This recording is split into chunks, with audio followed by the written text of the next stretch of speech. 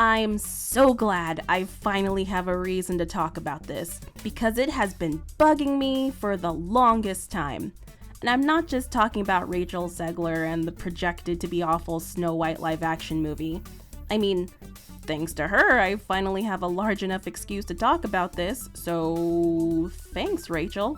Ignoring the fact that she has absolutely no respect for the source material and no appreciation for Snow White as a character, I more care about the general gist of some of what she was saying and how it's an overall problem that has been plaguing movies for a while now.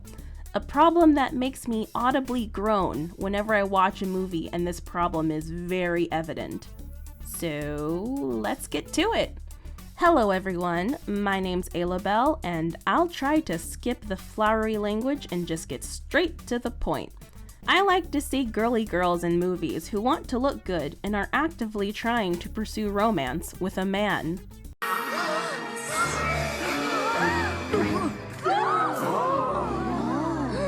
Yes, I know, it's controversial, and that's stupid.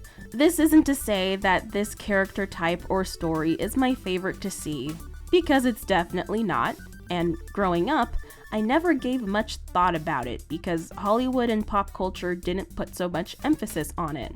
It's only for the past several years or so that the powers that be feel the need to try to gaslight the world into thinking that girls who are girly and like makeup and men are the worst and completely detrimental to society, not to mention a setback to women as a whole. Forget about women who have flaws or need to be rescued. No, they must all be perfect girl bosses who don't need no man or makeup.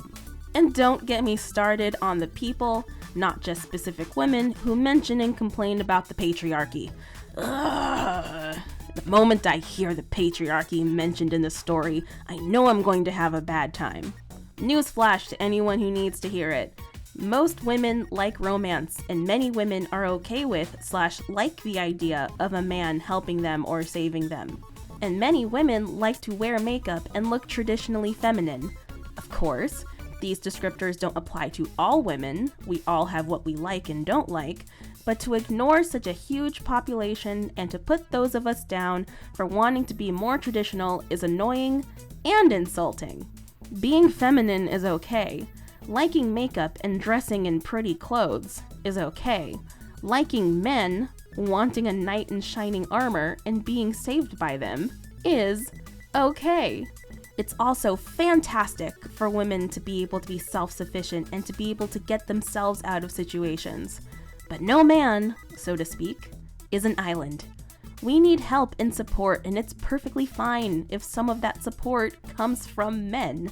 All of this is to say that I miss stories about girly girls and girls who are damsels. Too many stories are raising women up and kicking men down. Honestly, having a good balance of good women and good men characters in a story is ideal. Sometimes women can do the saving, and sometimes men can do the saving, and both be represented tastefully and respectfully in both scenarios. We're all just human. We make mistakes, both men and women, and we all need support. I keep on getting distracted on my main point here. Sorry, the rant is strong, and I've been holding this in for a while. All of what I've been talking about thus far, and even the issue with Rachel Zegler and how Hollywood treats men versus women, that has all been discussed so much by other content creators that I don't feel the need to keep beating the dead horse. Instead, I'd rather this video be a celebration about the types of female characters that Hollywood and the powers that be have been wanting to sideline and ignore.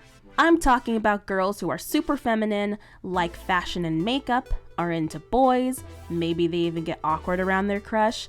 These girls actually have flaws and have to work hard to get good at something, and said girls who do all of this and still are in a sense quote-unquote girl bosses, but in a non-cringe way. I'll also want to shout out my damsels in distress as well, because once again, not all girls/women are able to save themselves during really dire situations, and that's okay. It's also worth noting that just because a girl/woman is a damsel doesn't mean that they are bad characters or that they are damsels all the time. I will also be shouting out the delicate girls in fiction who have no desire to fight or be girl bosses.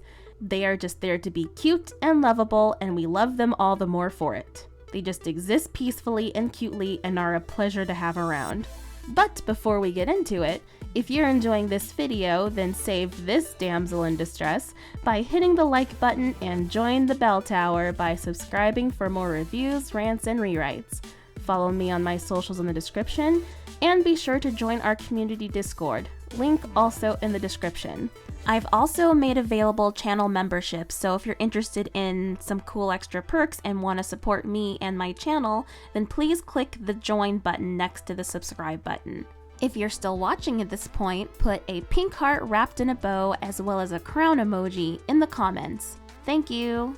The upcoming list of characters will not be including anime characters because anime does a mostly decent job at representing different types of women, their struggles, characterizations, and not shaming the girly ones who are both lovesick and need to get stuff done. That isn't to say that anime is perfect at it, but I'm much more satisfied about characters in anime than Western shows, so.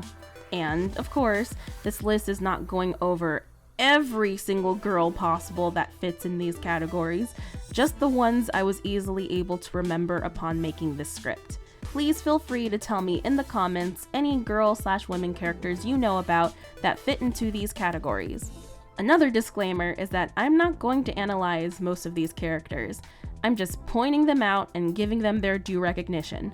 If I were to analyze each and every one of them, we'd be here all day. First, let's spotlight some damsels in distress who are still pretty cool and/or important characters to their respective story and who are also capable of saving themselves sometimes, but also rely on a man quite often. Olive Oyl from Popeye the Sailor Man, Megara from Disney's Hercules, Princess Peach from the Mario series, Princess Zelda from Legend of Zelda, Mary Jane from Spider-Man, Lois Lane from Superman, Old School Daphne from Scooby-Doo, Minnie Mouse, Muriel from Courage the Cowardly Dog, Lady from Lady and the Tramp, Penny from Disney's The Rescuers, Tiger Lily, and even Wendy from Peter Pan. All of them, and I'm sure so much more. Damsels in distress, we appreciate you. You are valid. Next are the cutesy and/or reasonably delicate girly characters who come in peace. Snow White, Aurora, Cinderella, the Disney version of these girls, Cream the Rabbit from Sonic the Hedgehog, Hello Kitty and My Melody, Fluttershy from My Little Pony Friendship is Magic, Emily Elizabeth from Clifford the Big Red Dog, Charlotte from Making Fiends, Hannah Marie from Scary Godmother, and honorary mention to Bubbles from the Powerpuff Girls.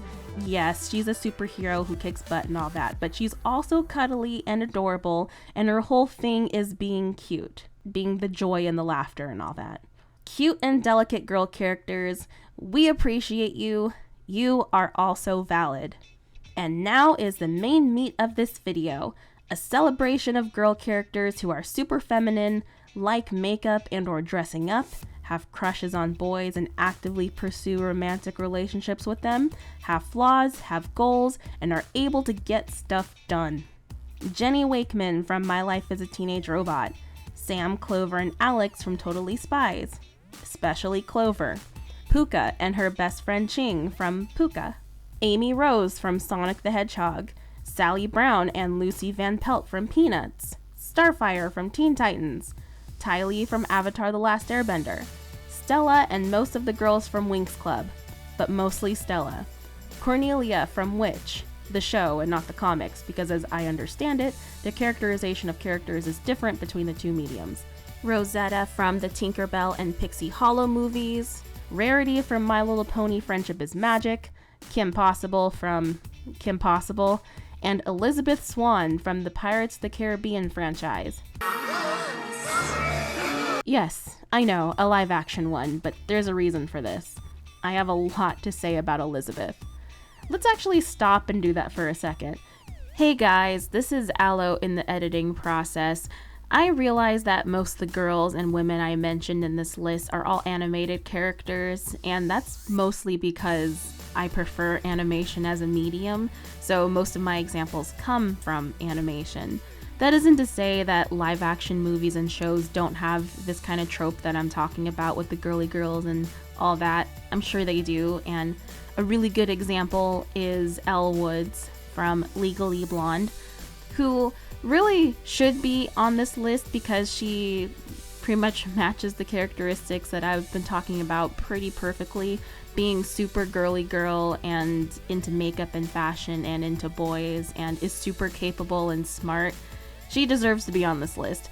I just didn't immediately think of her because I didn't grow up watching Legally Blonde. I didn't see it until college, so I don't exactly have that attachment to Legally Blonde. Not that it's a bad movie by any means. It's entertaining and I do like Elle as a character. I just don't think about that movie that often.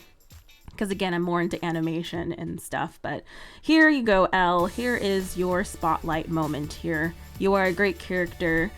Thank you for being a great character who is this trope that I am trying to bring back. So good job, Elle. You did it. You made it in the video. And special shout out to all the other girls and women in live action shows and movies who are also part of this trope that I am trying to defend. Anyway, back to the original video.